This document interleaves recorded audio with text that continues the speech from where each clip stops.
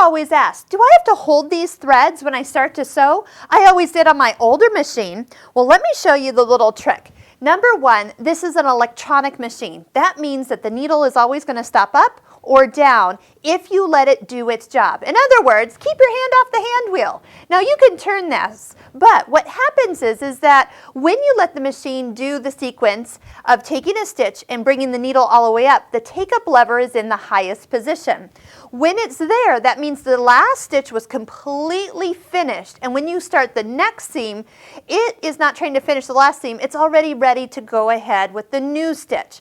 So as long as my fabric is far enough in that when the needle comes down, it's going to catch fabric and not just way back here on the air, then I do not have to hold these threads. Now I usually make sure that that top thread is down in the little groove, not hooked on the front of the foot, and that's sometimes I see that, but the groove is right by the letter A. So slide that underneath, put your threads to the back of the machine, but they can be over here at 9 o'clock, 10, 11, or 12, and when I go to sew, as long as I slide it far enough in, and do you notice the red lines on your foot right here?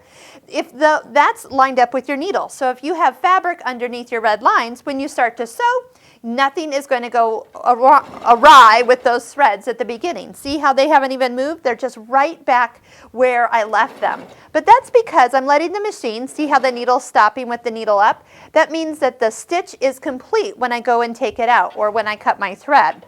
Now, if you're in the habit of jiggling the handle, as I call it, so you sew your seam, and you have that habit of just wanting to touch something over here, and you do, well, sometimes you bring the needle up, but you don't finish the stitch. That take-up lever isn't at the highest position.